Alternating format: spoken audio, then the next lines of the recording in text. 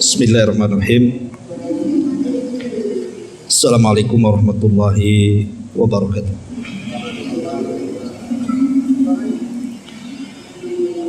Alhamdulillah wassalatu wassalamu ala Rasulillah wa ala alihi wa sahbihi wa mawalah wa la hawla wa la quwwata illa billahi wa ba'd. Alhamdulillah, segala puja dan puja hanya milik Allah subhanahu wa ta'ala. Salawat dan juga salam tahdiahkan kepada Rasul kita Nabi besar Muhammad sallallahu alaihi wasallam. Berhubung kata Pak Jul, kitab masih di perjalanan dan saya harap kedepannya masing-masing pegang buku ya. Kalau sekarang kita mulai tentu karena kitab juga belum ada, mudah-mudahan minggu depan sudah datang kitabnya dan kita bisa fokus untuk mengkaji kitab Tauhid Asma dan Sifat. Maka malam ini masih kita pakai tematik aja. Dan malam ini kita akan membahas 15 amal yang siapapun mengamalkannya tidak akan disentuh oleh api neraka. Apa saja 15 amal itu? Tapi sebelumnya kita akan sedikit menggambarkan tentang neraka secara singkat, karena ini pernah kita bahas juga waktu kajian di Taman Raya. Kita hanya mengulas sedikit. Ma'asyiral muslimin yang muliakan Allah subhanahu wa ta'ala, bicara soal neraka, maka bicara soal sesuatu yang gaib. Artinya butuh keimanan yang kuat. Karena sehebat apapun Al-Quran dan Sunnah menceritakan keganasan neraka, kalau keimanan kita kepada neraka itu lemah, maka tetap aja tidak yakin, nggak akan yakin. Bukti kurang yakinnya ya masih melakukan maksiat, padahal jelas maksiat itu salah satu sebab orang dimasukkan ke neraka. Artinya butuh keimanan yang kokoh, baru orang itu takut betul dengan neraka. Dan seluruh kaum muslimin menurut keyakinan ahli sunnah wal jamaah itu pasti akan melewati neraka. Semua kita pasti akan melewati neraka. Dan itu dijelaskan di dalam surah Maryam ayat 71, wa im minkum illa wariduha kana ala rabbika hatman maqdiyah. Dan tidak ada seorang pun dari kalian melainkan akan mendatangi neraka. Hal itu bagi Rabbmu adalah sebuah kemestian dan ketetapan yang jelas. Maksud bahwa kita akan melewati neraka itu karena antara padang mahsyar dengan sorga itu ada titian. Lah titian itu berada di atas jahanam.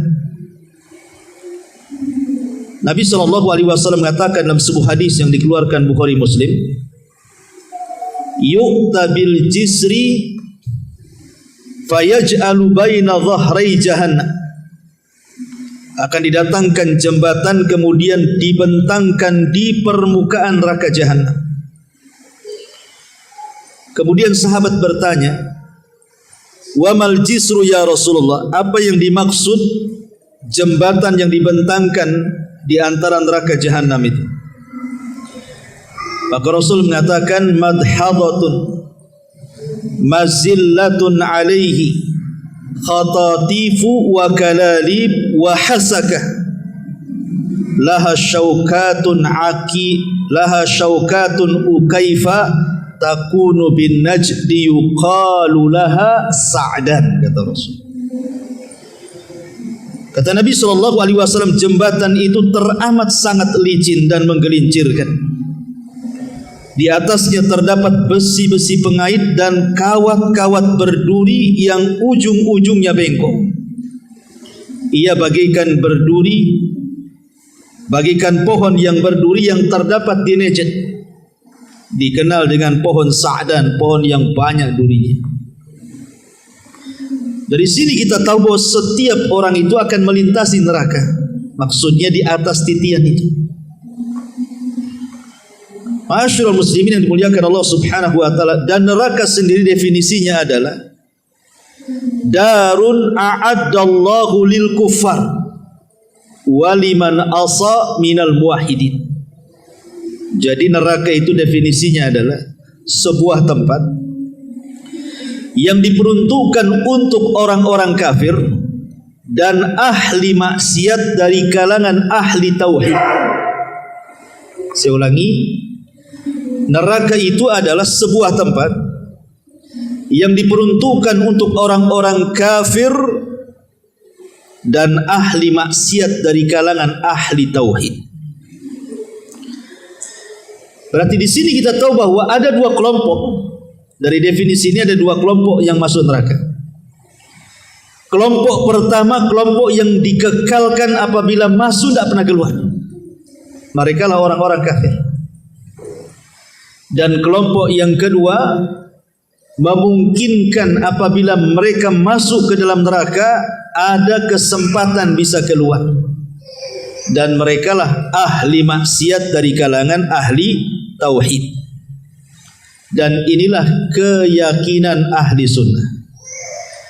Menyelisih keyakinan siapa? Keyakinan Khawarij dan keyakinan Mu'tazilah.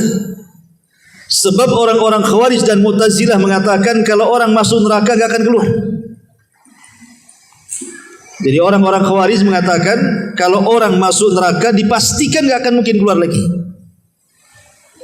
Makanya ketika pemahaman mereka terhadap para pelaku dosa besar, orang-orang Khawarij mengatakan apa? Di dunia kafir, di akhirat dikekalkan di neraka. Tapi Mu'tazilah banci pula dia. Di dunia tidak dikatakan kafir, tetapi manzilatun baina manzilataini. Tidak dikatakan mukmin, ya tidak dikatakan kafir juga. Tapi kalau di akhirat sama-sama seperti Khawarij, masuk neraka enggak akan pada keluar. Nah, itulah keyakinan orang-orang Khawarij dan Mu'tazilah. Ahli sunnah tidak demikian.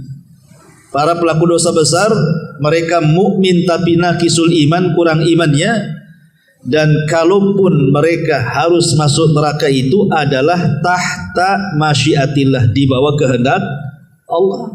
Kalau Allah mau tidak dimasukkan ke neraka, tapi kalau Allah mau Allah masukkan ke neraka, kemudian setelah habis dosanya dikeluarkan.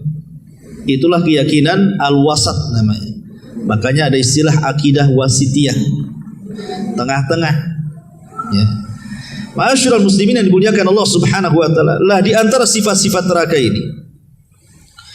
Neraka ini ikhwan, dia punya leher. Kemudian juga neraka ini juga memiliki kedua mata, kedua telinga dan satu lisan. Dan itu disebutkan dalam sebuah hadis, takhruju unuku min nari yaumal qiyamah. Jadi leher neraka itu akan keluar pada hari kiamat. Laha ainani tubsiran, dia memiliki dua mata yang akan memandang. Wa udhunani tasma'an, dan dua telinga yang akan melihat, yang mendengar. Wa lisanun yantik, dan satu lisan yang akan bicara. Apa kata neraka? Inni wukiltu bisalasin, sesungguhnya aku akan diserahi kepada tiga kelompok. Bikulli jabbarin anid, setiap orang yang sombong lagi berpaling. Wa bikulli man da'a ma Allah ilahan akhar, dan setiap orang yang menyembah selain daripada Allah, wal bimusawwirin, dan para penggambar-penggambar makhluk yang bernyawa. Lihat di sini bahwa di antara sifat neraka itu punya dua telinga, dua mata, satu leher, satu lisan, dan akan bicara. Kalau Anda atau kita ditanya tentang bentuk neraka, maka Nabi SAW bersabda dalam hadis Uqbah bin Amir radhiyallahu anhu tentang bentuk neraka. Uridat alayyan nar, kata Rasul, satu hari ditampakkan kepadaku neraka. Fa aqbala ilayya minha syai'un hatta dana bimakani hadha. Lalu sesuatu menghampiriku hingga mendekat kepada tempatku. Fa khasyitu an taghsyakum, lalu aku takut dia akan menutupi kalian. Fa qultu, dan aku katakan, Rabb, wa ana fihim, ya Rabb, aku ada bersama mereka.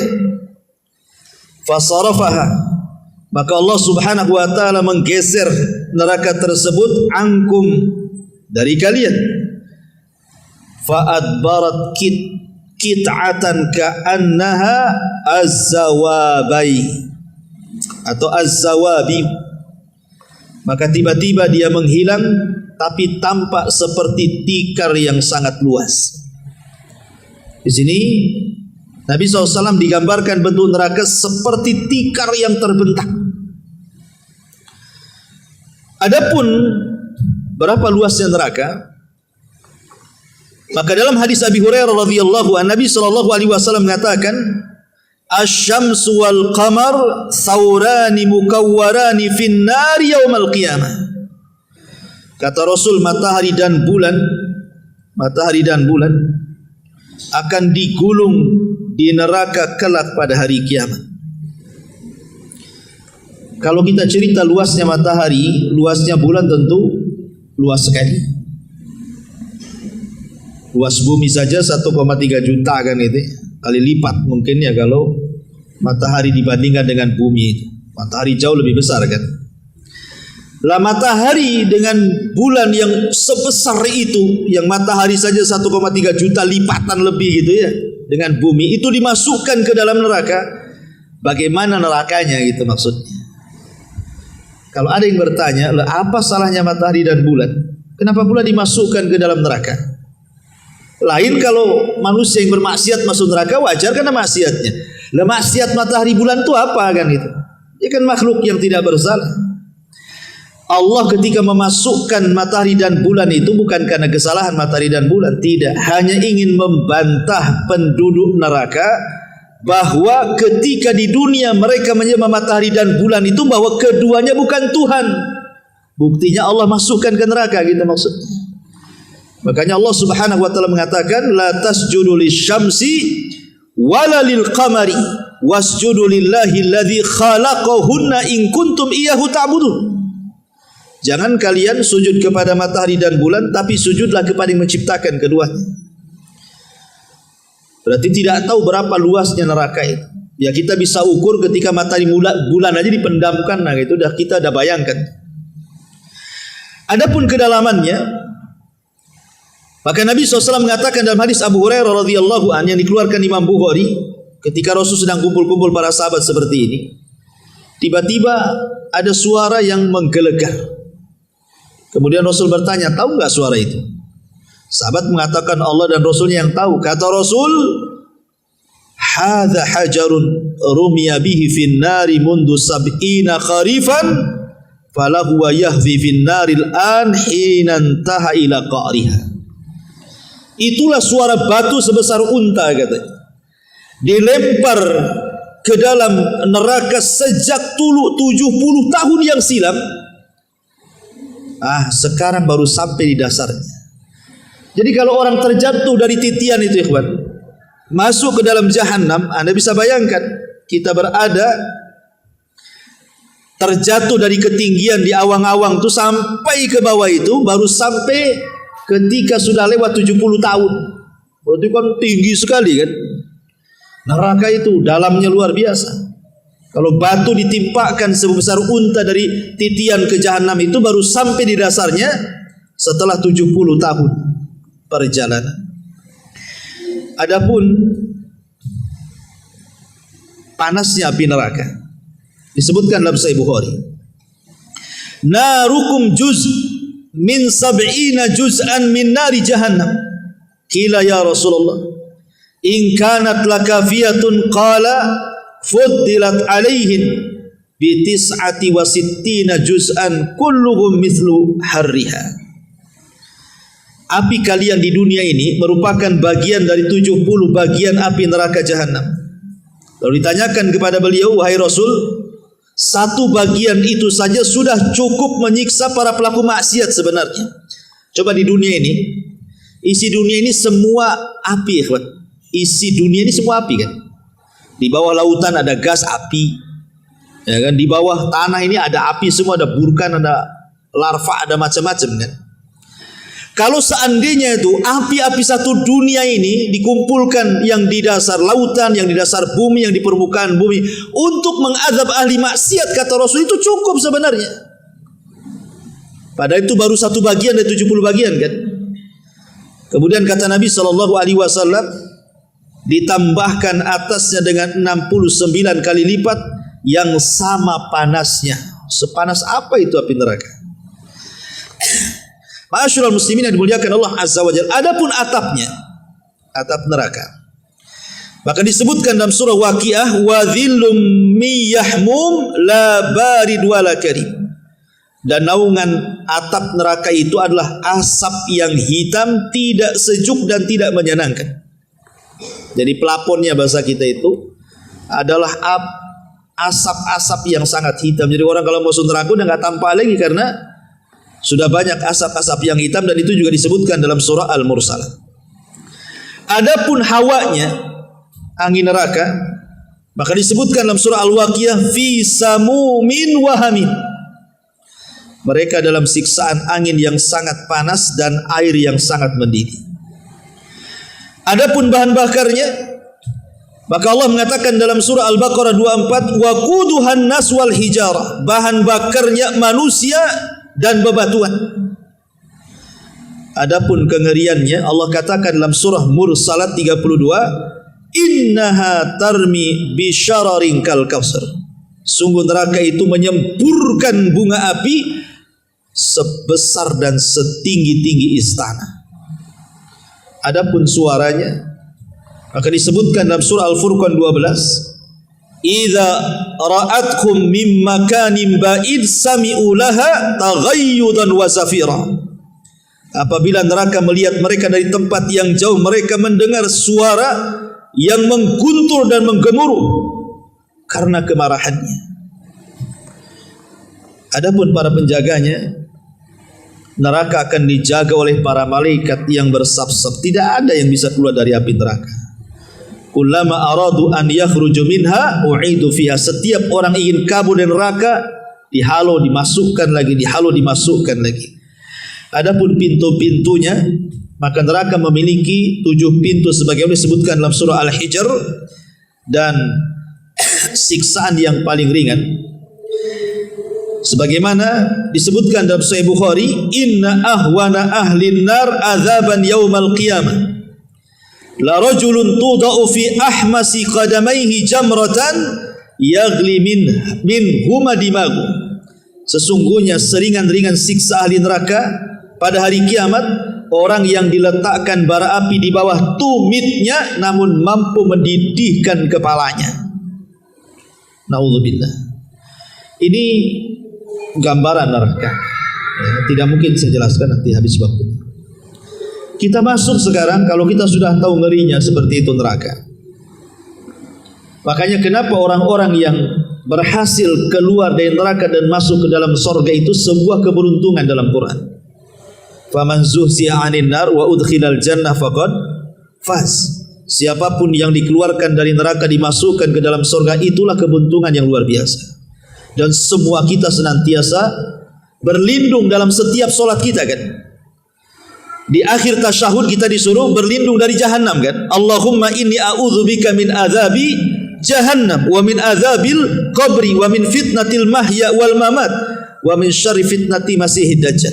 Setiap salat kita berlindung dari jahannam.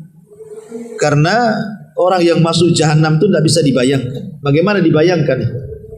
Antum kalau di dunia ya, pernah dulunya senang, pernah jaya, tiba-tiba antum kere, jatuh miskin, jatuh susah, gulung tikar, masihlah antum terbayangkan zaman-zaman sukses dulu kan? Masih nggak mungkin nggak terbayang, masih terbayang. Kadang-kadang bercerita dengan kawan itu, aduh dulu saya itu kalau gini ya sebentar aja saya bangun. Sekarang ya taulah lagi tumbang-tumbang ini kan. Itu di dunia ikhwan. Sekere apapun kalau dia pernah berhasil, masih kepikiran keberhasilannya. Tapi kalau orang dicelupkan ke neraka, blank. Hilang semua memori itu hilang tuh. Makanya ada hadis yang mengatakan nanti pada hari kiamat akan didatangkan satu orang yang ketika di dunia diberikan banyak nikmat. Tak pernah susah orang ini di dunia ini. Tapi termasuk dari penuh neraka, dicelupkan sama Allah satu kali ke neraka. Kemudian Allah bertanya, hal marra bika min ni'amin qat. Masih kebayang nikmat-nikmat bukan? Dia mengatakan tidak, wahai Rabb. Blank, hilang semua memorinya. Coba itu dicelupkan satu kali itu, gimana kalau dimasukkan di situ? Oh, makin hilang lagi otaknya. Ini menunjukkan bahwa makanya kenapa jangan coba-coba kemudian seperti orang-orang Yahudi yang mengatakan apa? Lan tamassana nar illa ayyamam ma'dudat katanya. Kami walaupun harus masuk neraka kata orang Yahudi, paling 40 hari katanya. Habis itu kami keluarkan neraka masuk surga. Dia pikir betul-betul 40 hari dia dimasukkan. Itu kan klaim mereka saja. Oke lah 40 hari. Satu harinya kehidupan neraka kalau dibilang dengan kehidupan dunia itu sama dengan 1000 tahun. Kan Allah yang mengatakan inna yauman inda rabbika ka alfi sanatin mimma ta'udun. Satu hari kehidupan akhirat bila dibandingkan dengan kehidupan dunia ibarat 1000 tahun. Jadi kalau 40 hari ya kalikan saja kan begitu. Itu kan orang Yahudi pengklaim iya kalau 40 hari loh, kalau kekal selama-lamanya. Dan itulah yang kita yakini bahwa orang-orang Yahudi kafir mereka akan dikekalkan di dalam. Ma'asyiral muslimin yang dimuliakan Allah Azza wa Jalla. Lah dari sini kita butuh amalan-amalan yang dengan amalan itu kita tidak disentuh api neraka. Yang pertama adalah at-tauhid. Dan itu disebutkan dalam Sahih Bukhari Muslim dari hadis Anas ibn Malik radhiyallahu an. Nabi sallallahu alaihi wasallam berkata kepada Muadz bin Jabal radhiyallahu an, "Ma min ahadin yashhadu an la ilaha illallah wa anna Muhammadar Rasulullah sidqan min qalbihi illa harramahu Allahu 'alan nar." Tidaklah salah seorang di antara kalian yang bersaksi bahwa tidak ada sembahan yang berhak disembah kecuali Allah dan Muhammad adalah utusan Allah jujur dalam hatinya, kecuali Allah akan haramkan neraka padanya. Kalimat jujur dalam hatinya sidqan min qalbi, ada catatan para ulama. Ya. Maksudnya begini, ikhwan. Apakah hanya semata-mata tauhid itu seseorang akan terbebas dari api neraka? Semata-mata mentauhidkan Allah. Anggaplah dia berzina, dia mencuri, dia riba, yang penting tidak datang ke dukun, yang penting tidak percaya jimat dan tangkal, yang penting tidak minta-minta ke kuburan, ke orang-orang soleh. Pokoknya saya tauhid mantap Ustaz. Ya. Tapi kalau riba masihlah kan itu. Nah, ini biasanya orang-orang yang sudah ngaji tauhid, ya kan? Orang-orang yang sudah hijrah, sudah belajar tauhid kan tidak mungkin lah antum melakukan kesyirikan kan.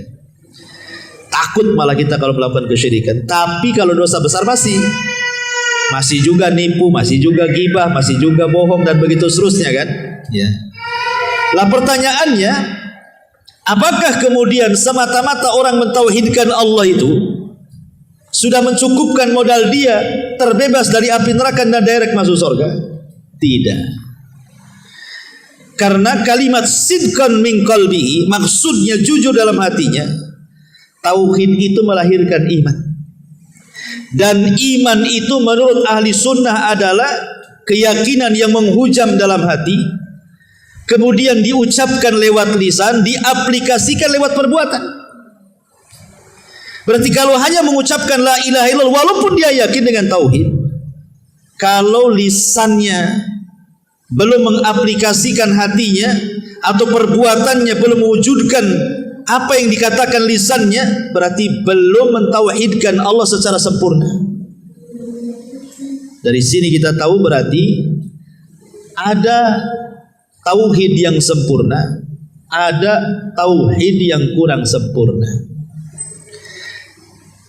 Orang-orang yang mentauhidkan Allah secara sempurna, orang-orang inilah yang direct masuk surga, nggak akan disentuh neraka. Seperti 70.000 orang yang masuk surga tanpa hisab dan azab. Itu kan tauhidnya sempurna tuh.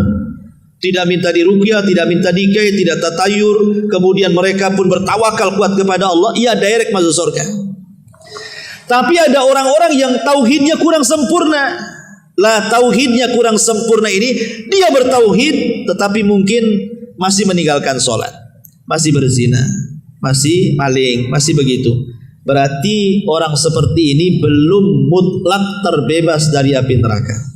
Dia masih merasakan api neraka, alias tahta masyiatillah, di bawah kehendak Allah. Kalau Allah mau ya dimasukkan langsung ke surga, tapi kalau tidak mau ya Allah membersihkan orang ini dari neraka baru dimasukkan ke dalam surga. Tetapi tauhid inilah penyelamat kita. Walaupun orang masuk neraka, ada kesempatan masuk surga, gitu maksudnya. Makanya dalam hadis Abi Dzar Al-Ghifari, jadi satu malam Nabi SAW berjalan di tengah kegelapan. Abi Dzar ini ngikuti dari belakang, tapi Rasul tahu ada Abi Dzar di belakang, maka dipanggil, Abi Dzar, ngapain kau ngendap-ngendap? Kata Abi Dzar, tahu Rasul, aku kira engkau tidak mau ditemani, makanya aku susul dari belakang, katanya. Maka berjalanlah Rasul dengan Abi Dzar. Duduklah kemudian dua orang ini. Kata Rasul, tunggu ya Abi Dzar, saya ingin melangkah ke sana, katanya. Akhirnya Rasul pun meninggalkan Abi Dzar. Kemudian di situ ada sebuah lembah, Rasul SAW berdiri di situ. Tiba-tiba kemudian Abi Dzar mendengar Rasul mengatakan, wa in zana wa in sarak, wa in zana wa in sarak, walaupun dia berzina, walaupun dia mencuri. Abi Dzar bingung, ngapain Rasul ngomong begitu? Setelah itu Rasul SAW kembali kepada Abi Dzar. Abi Dzar bertanya, Rasul, saya tadi mendengar engkau mengatakan wa in zana wa in sarak. Apa maksudnya? Kata Nabi SAW, tadi aku di situ, Jibril datang. Kemudian Jibril mengatakan, siapa yang mengucapkan la ilaha illallah penuh dengan kejujuran dalam hatinya, dipastikan masuk surga. Maka aku katakan, wa in zana wa in sarak, walaupun dia berzina, walaupun dia mencuri, wahai Jibril. Kata Jibril, wa in zana wa in sarak, walaupun dia mencuri, walaupun dia berzina.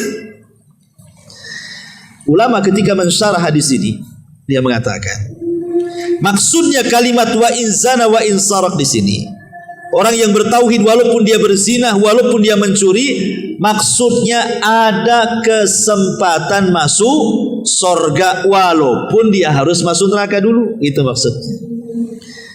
Tetapi pembahasan yang kita jelaskan di sini adalah tauhid yang betul-betul tidak menyentuh pelakunya api neraka adalah tauhid yang sempurna.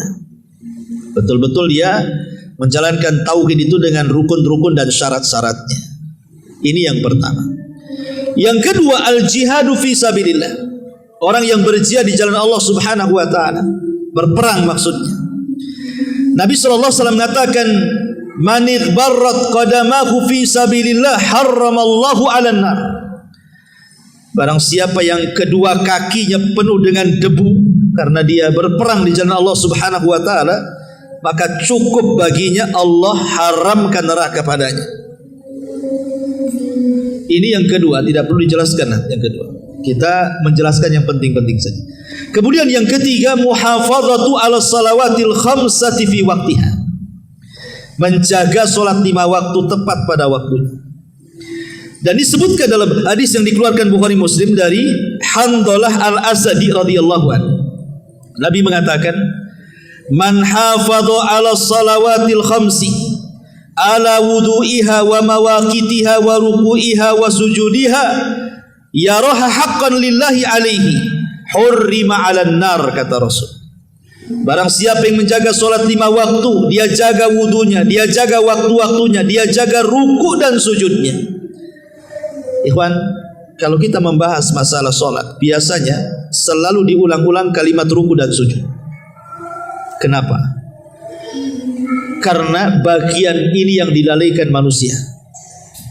Biasanya orang kalau ruku cepat-cepat, sujud inginnya cepat-cepat, tapi kalau berdiri dia bisa lama-lama. Padahal diampuni orang yang sedang solat dari dosa-dosanya itu ketika dalam 2 posisi ini. Ketika ruku, kata Rasul, tasaqatat dunubuh, dosa-dosanya jatuh. Ketika sujud sama juga, dosa-dosanya jatuh. Itulah makna ketika Nabi SAW mengatakan, bagaimana pendapat kalian kalau di depan rumah kalian itu ada sungai, engkau mandi 5 kali, bukankah akan bersih? Kata sahabat, tentu ya Rasul, pasti badan kami bersih dari daki-daki dan kotoran itu. Begitulah solat 5 waktu kepada dosa-dosa kalian. Artinya solat 5 waktu itu bisa membersihkan dosa. Kapan dosa itu jatuh dalam solat? Ketika ruku dan sujud. Gitu. Makanya hadis yang mengatakan ada 60 tahun orang solat tapi kok enggak diterima solatnya. Maka Rasul mengatakan, karena tidak pernah lurus ketika ruku dan sujud itu, tidak tumakninah, asal-asalan ruku dan sujudnya. Makanya tidak diterima, karena 2 posisi itu sebenarnya dosa-dosa kita itulah diampuni. Terjatuh tuh berguguran, berjatuhan tuh ketika antum ruku, ketika antum sujud. Makanya perhatikan tuh ketika ruku dan sujud itu, terutama kalau antum sholat sunnah sendirian kan itu, agak dilamakanlah ruku itu dan sujud itu. Karena waktu itulah dosa kita runtuh, rontok kan itu. Makanya di sini dibawa-bawa, barang siapa yang menjaga solat 5 waktu, dia jaga wudunya, dia jaga waktu-waktunya, dia jaga ruku dan sujudnya. Maka dan dia melihat bahwa perkara itu sebuah hak tuntutan untuk Allah, maka diharamkan padanya api neraka. Apalagi anggota sujud itu ada hadis secara khusus kan, haramallahu 'alan nar an ta'kula atharas sujud. Allah haramkan bagi orang yang suka sujud anggota-anggota sujud. Makanya ketika orang-orang yang masuk ke dalam neraka dan dapat syafaat itu, kan malaikat kan akan mengambil, dan malaikat tidak akan mengenali orang-orang yang masuk neraka yang akan diselamatkan karena syafaat atau karena rahmat Allah, kecuali dari cahaya anggota wudunya. Jadi di neraka itu nampak orang-orang yang rajin sujud kalaupun dia harus masuk neraka. Dari situlah malaikat mengenali orang-orang yang masuk neraka kemudian diselamatkan. Ini yang ketiga. Yang keempat, arba'atu raka'atin qabla zuhri wa ba'dah, menjaga solat sunnah khususnya 4 rakaat sebelum zuhur dan 4 rakaat setelah zuhur. Disebutkan dalam hadis Ummu Habibah, salah satu istri Nabi SAW, aku mendengar Nabi SAW bersabda, man hafadhu ala 4 raka'atin qabla zuhri wa 4 ba'daha harramahullahu 'alan nar. Barang siapa yang menjaga 4 rakaat sebelum zuhur dan 4 rakaat setelah zuhur, maka Allah akan haramkan dia dari api neraka. Kata Ummu Habibah, setelah aku mendengar hadis ini, maka aku tidak pernah meninggalkan 4 rakaat sebelum dan sesudah zuhur sampai mati. Kata Ummu Habibah. Makanya karena keutamaannya besar, sampai Asy-Syaikh Ibnu Utsaimin rahimahullahu taala ketika ditanya tentang hukum orang yang biasa melakukan qobliyah zuhur, tapi karena kesibukannya akhirnya dia luput tidak melaksanakan qobliyah zuhur. Umpamanya Antum mengejar ke masjid, tahu-tahu sudah qomah. Artinya kan tidak sempat qobliyah kan? Maka kata beliau, maka dia boleh mengqadha setelah duhur. Jadi berapa rakaat? Ya, 2 rakaat saja. Diqadha setelah duhur 2 rakaat.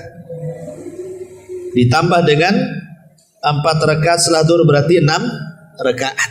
Itu maksudnya ya. Jadi kalau yang luput qobliyah zuhur, maka bisa diqadha setelah zuhur tambah 2 rakaat lagi. Kan setelah zuhur 4 rakaat, tambah 2 rakaat lagi katanya.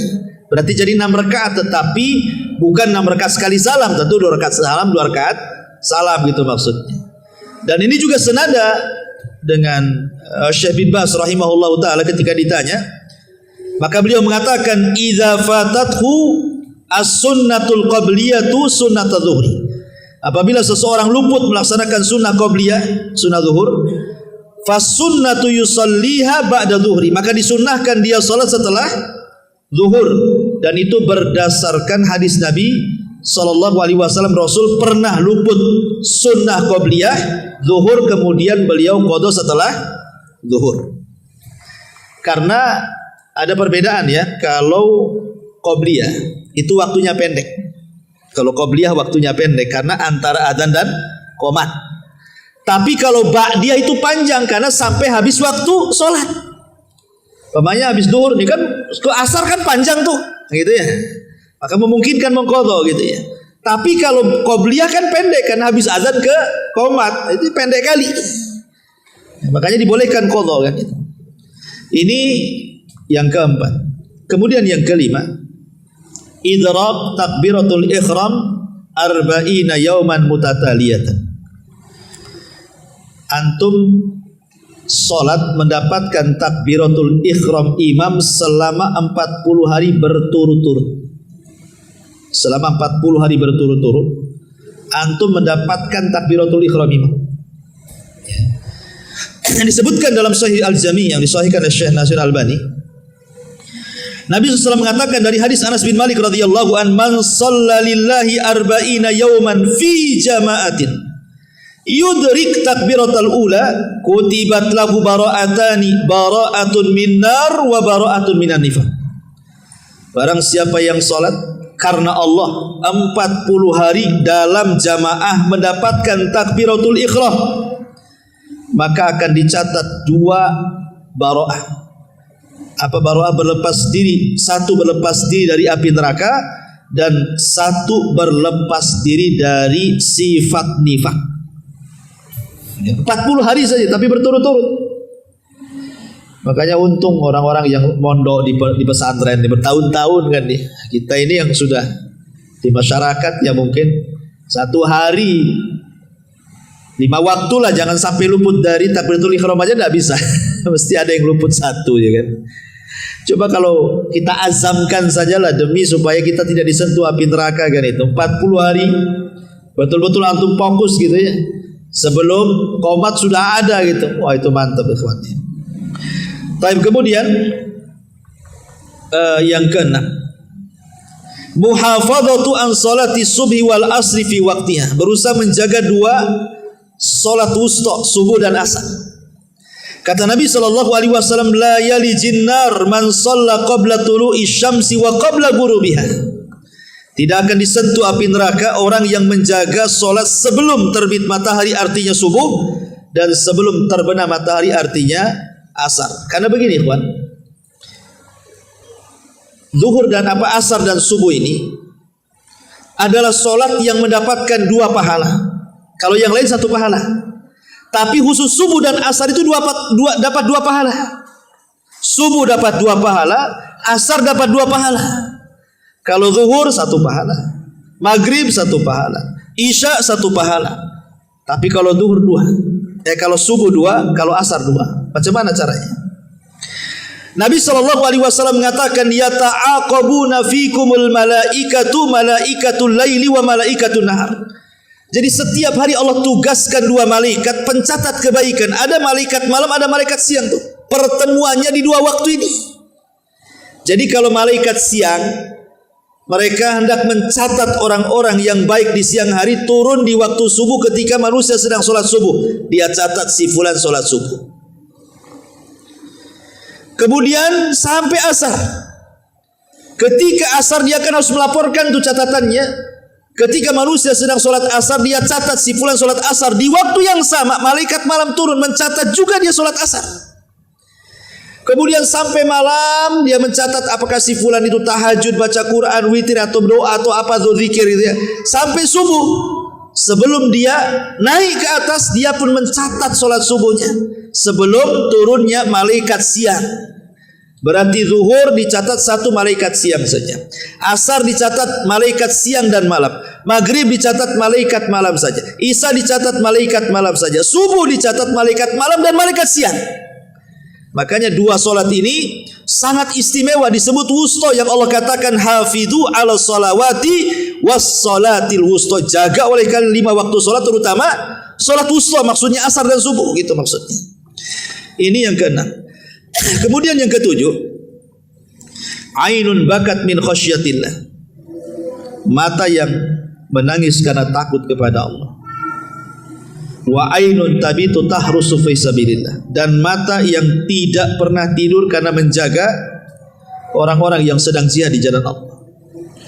Kata Nabi sallallahu alaihi wasallam, laisa syai'un ahab ilallah min qatrataini. Tidak ada sesuatu yang paling dicintai Allah. Laisa syai'un ahab, tidak ada sesuatu yang paling dicintai Allah dibandingkan 2 tetes air mata.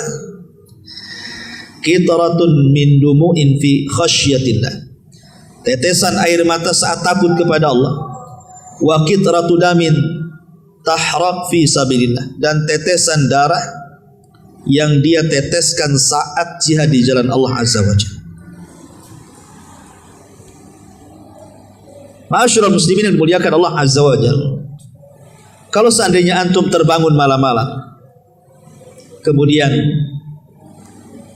antum wudu, kemudian tahajud, kemudian merenunglah dosa-dosa kita, takut akan mati, takut akan dosa gitu ya. Tiba-tiba antum meneteskan air mata karena takutnya. Maka tetesan air mata yang antum teteskan di waktu tidak ada orang yang tahu kecuali antum dengan Allah, itulah tetesan air mata yang akan menyelamatkan kita dari api neraka. Kata Rasul, ketika Nabi SAW bicara soal 7 kelompok yang akan mendapatkan naungan di hari yang tidak ada naungan kecuali naungan arsy Allah, salah satunya adalah rajulun dzakarallaha khalian fafadat aina, seorang laki-laki yang mengingat Allah bersendirian antara dia dengan Allah, disitulah dia meneteskan air mata. Ini yang nomor 7. Yang nomor 8, ghaddul basar, berusaha untuk menundukkan pandangan dari yang haram. Kata Nabi sallallahu alaihi wasallam, salasatun la tara a'yunuhumun nar, 3 orang yang mata-mata mereka tidak akan melihat neraka. Mata-mata mereka tidak akan melihat neraka. Ainun harasat fi sabilillah, mata yang menjaga orang-orang yang berjihad di jalan Allah. Wa ainun bakat min khasyatillah, mata orang yang menangis karena takut kepada Allah. Dan yang ketiga, ainun ghaddat an maharibillah, dan mata yang berusaha menundukkan, tidak memandang hal-hal yang diharamkan oleh Allah Subhanahu wa taala. Dan ini yang agak sulit ya, apalagi dengan dunia medsos kan, itu antum pakai handphone ya, nengok-nengok YouTube itu pula yang keluar, nengok Facebook itu pula gambarnya keluar. Agak sulit ini ya, ghaddul basar. Tapi ya minimalnya usaha lah kan. Kemudian yang nomor 9, as-sabru ala faqlil aulad, sabar kalau seandainya salah seorang di antara anak kita meninggal dunia. Karena Rasul mengatakan, la yamutu li ahadin minal muslimina salasatun minal walad fatamassahun nar illa tahillatal qasam. Apabila seseorang meninggal anak dari 3 anaknya, maka dia tidak akan disentuh api neraka kecuali hanya lewat saja di titian itu. Ya memang semua orang akan melewati titian kan, tapi dia tidak akan disentuh api neraka kalau dia sabar. Kalau anaknya sabar, karena salah satu kesabaran tingkat tinggi dalam musibah itu apabila si buah hati itu meninggal dunia. Kalau orang tua meninggal dunia ya musibah juga, tetapi kan paling beberapa hari sudah hilang sedihnya kan. Kalau istri antum meninggal memang itu yang mau dimaukan antum biar bisa kawin lagi kan. Begitu juga suami kalau meninggal itu yang anda doakan kapan suami meninggal. Zalim kali dia sama saya gitu. Artinya oke lah dia yang dicintai kita. Ya setahun 2 tahun bisa lah kan itu. Itu yang mungkin hatinya lembut. Ada yang sebentar aja nggak peduli. Tapi kalau anak meninggal, preman-preman pun yang jahat kalau anaknya meninggal tuh, nangis sih Pak. Ya. Makanya karena musibah meninggal anak itu luar biasa. Dan ini pernah dialami Nabi. Semua anak-anak Nabi itu meninggal, Nabi masih hidup kecuali Fatimah. Yang paling menyedihkan Rasul itu saat kematian Ibrahim itu. Karena itu putra terakhir beliau dan meninggal saat Rasul sudah usianya sepuh, sudah mau meninggal juga gitu ya. Berada di Madinah. Jadi saking senangnya Rasul sudah tua, tahu-tahu punya anak laki-laki Ibrahim kan senang tuh. Tiba-tiba meninggal. Ya tentu kenapa Nabi tidak boleh ada anak laki-laki? Itu sudah takdir Allah kan? Karena biasanya kalau Nabi punya anak jadi Nabi itu masalahnya. Sementara tidak ada Nabi setelah Nabi kan itu. Kalau Nabi punya anak laki-laki nanti jadi Nabi. Makanya lihat Nabi Daud punya anak Sulaiman jadi Nabi. Nabi Ibrahim punya Ishak Ismail dua-duanya jadi Nabi kan itu ya. Kemudian Nabi Adam punya anak Sis jadi Nabi. Jadi makanya kenapa Rasul itu tidak punya putra laki-laki, semua diwafatkan. Karena salah satu hikmahnya seperti itu tuh. Kemudian yang kedua dikhawatirkan hulu ekstrim nantinya. Oh, sama cucunya Nabi aja dari Fatimah itu orang sampai nyembah orang-orang Syiah itu sama Hasan Husain kan. Apalagi anak Nabi lagi kan gitu. Maka disembah lagi lah. Jadi Nabi SAW saat kematian Ibrahim itu sedih mendalam sampai dia nangis 3 hari. Abdurrahman ibn Auf ini bertanya kepada Rasul, engkau kan yang melarang Niyah tidak boleh menangis ketika kematian. Kata Rasulullah, ya Abdurrahman, ini tangisan rahmat bukan Niyah. Bagaimana aku tidak nangis? Kata Rasul, innal aina la tadma wa innal qalba la tahzan wa inna bi firaqika ya Ibrahim la mahzunun. Yang namanya mata itu bisa meneteskan air mata wahai Abdurrahman. Namanya hati itu bisa terenyuh dengan kematian Ibrahim. Dan perpisahan aku dengan Ibrahim itu memang cukup melelahkan, menyesakkan dada. Ini air mata rahmat. Tidak apa-apa, bapak sayang dengan anak wajar kan itu. Ya. Jadi yang dibolehkan nangis itu maksudnya nangis karena sayang, bukan menolak takdir gitu ya. Kenapa anak satu-satunya kok ambil pula ya Allah? Nanti siapa yang warisi warisan saya itu? Menolak takdir itu. Nanti kalau sudah besar siapa yang merawat saya? Kalau sudah tua saya nggak punya anak. Allah yang merawat insya Allah. Ya. Kemudian yang nomor 10, al-insan al-hayyin layyin sahtabah. Orang yang mudah, lembut, memudahkan orang, tidak mempersulit orang. Orang yang menyederhanakan masalah, mungkin begitu bahasanya. Kan ada orang yang membesarkan masalah kecil jadi besar, ada yang menyederhanakan masalah besar jadi kecil gitu. Orang yang mudah sama orang itu mudah sekali. Sering ngasih udzur ya sudah. Disakiti ya saya maafkan. Ya kalau jadi jualan hanya gara-gara kembali 1.000 ya gak apa-apa, ambil aja kan itu. Mudah. Jangan gara-gara 1.000 penjual itu nyari 1 keliling pasar gara-gara antum beli 1 jam dia baru dapat, laku lah jualannya. Itu namanya mempersulit pedagang. Kata Nabi SAW, ala ukhbirukum biman yahrumu 'alan nar. Maukah aku kabarkan orang yang diharamkan neraka padanya? Maka kata Rasulullah, kullu qaribin hayyinin sahlin. Orang yang dekat, orang yang mudah, orang yang supel, orang yang sederhana, itulah mereka salah satu sifat orang-orang yang tidak disentuh api neraka. Kemudian yang nomor 11, al-iman billahi wal yaumil akhir. Orang yang kuat keimanannya dengan Allah dan hari akhir, kuat keimanannya dengan kematian, dan itu juga disebutkan di dalam Quran. Allah Subhanahu wa taala mengatakan alladzina yaquluna rabbana innana amanna faghfir lana dzunubana wa qina adzabannar. Ila akhiril ayat. Kemudian yang nomor 12, menjaga rawatib. Ya, menjaga sunnah rawatib. Berapa sunnah rawatib? 12. 12 ini 2 rakaat sebelum subuh, 4 rakaat sebelum zuhur, sudah 6. Ya, kemudian 2 rakaat setelah zuhur, 8. 2 rakaat setelah maghrib, 10, ya kan? Kemudian 2 rakaat setelah isya, berarti 12. Tapi ada yang berpendapat 10 dengan mengurangi 4 rakaat sebelum zuhur. Bagi yang mengatakan 2 rakaat setelah zuhur, sebelum zuhur berarti 10 rakaat. Bagi yang mengatakan sebelum zuhur 4 rakaat berarti 12 rakaat. Itu khilafnya. Jadi rawatib itu ada yang berpendapat 10 rakaat, ada yang berpendapat 12 rakaat. Dari mana khilafnya? Dari solat rawatib qobliyah zuhur. Bagi yang 10 berarti sebelum zuhur 2 rakaat gitu ya.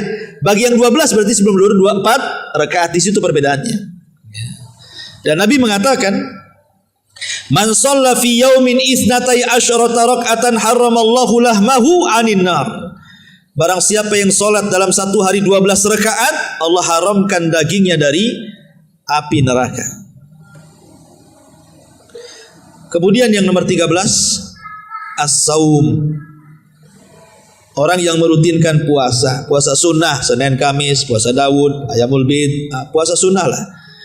Nabi SAW mengatakan dalam hadis Muslim, "Man shoma yauman fi sabilillah ba'adallahu wajahu anir sab'ina kharifa."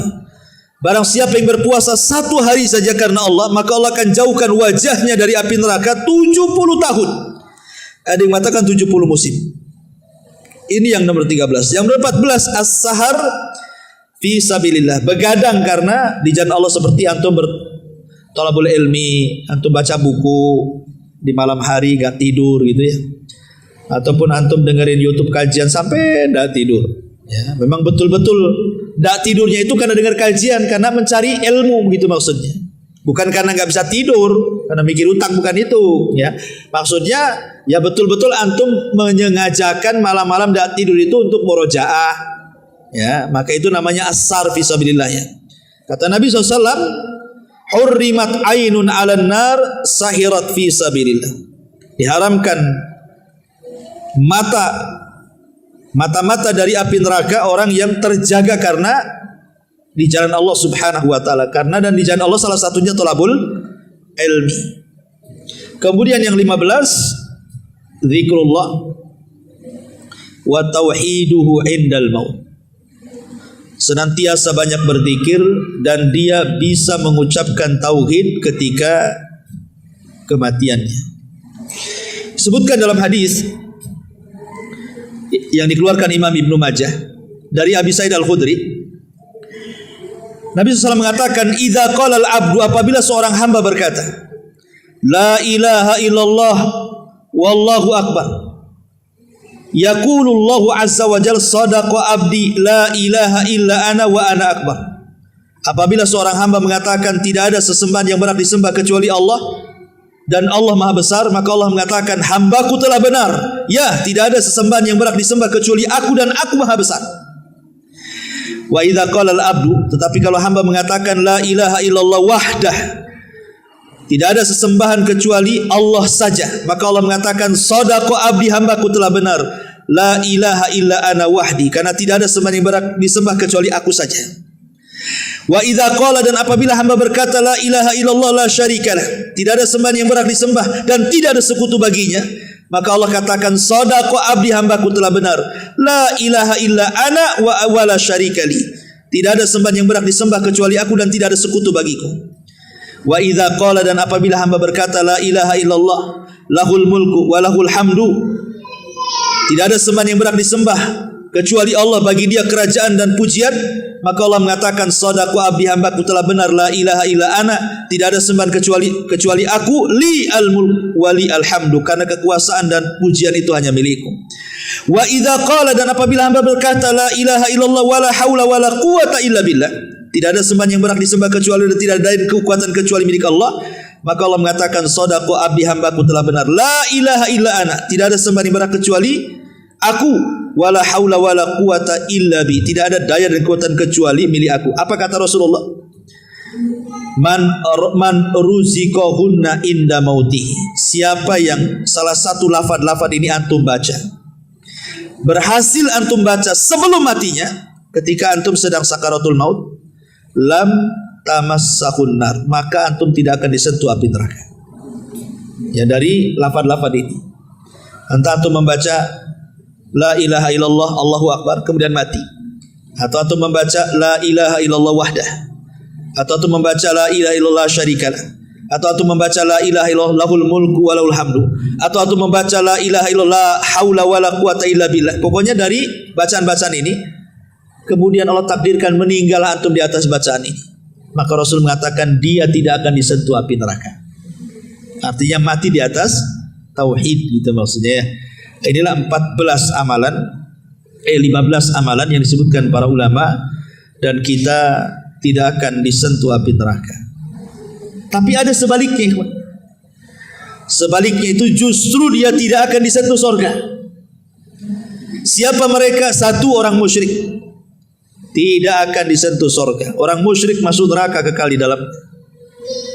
Lain asyrakta la yahbatanna amaluka wa la takunanna minal khasirin. Innallaha la yusyrik innallaha la yaghfiru an yushraka bi wa yaghfiru ma duna dzalika liman yasha. Wa man yusyrik billahi faqad harramallahu alaihil jannah. Dan banyak hadis-hadis ayat-ayat, siapa yang melakukan kesyirikan haram padanya surga.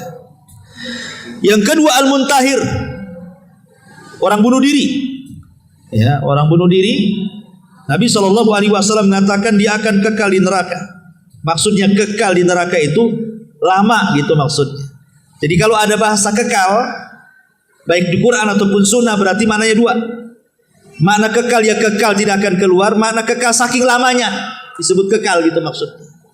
Seperti orang yang membunuh seorang mukmin secara sengaja, Allah mengatakan apa? Wa man yaqtul mu'minan muta'ammidan fajazaohu jahannam khalidan fiha.